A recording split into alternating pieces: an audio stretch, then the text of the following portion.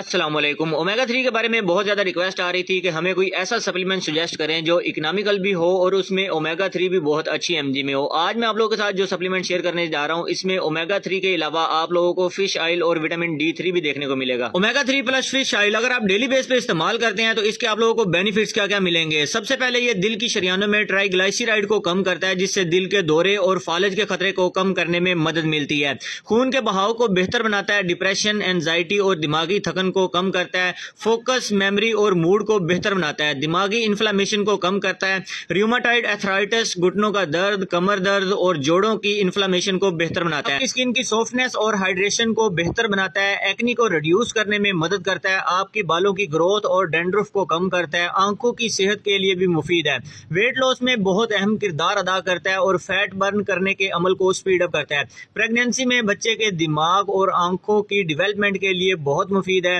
LDL को कम करके HDL को बढ़ाता है। एलडीएल जो होता है ये हम इसको दूसरे लफ्जों में बुरा जो है कोलेस्ट्रॉल वो कहते हैं, और एचडीएल होता है ये आपकी सेहत के लिए अच्छा कोलेस्ट्रॉल होता है, तो इसकी मुफीद होता है ये, और आप लोग इसको डेली बेस पे इस्तेमाल कर सकते हैं।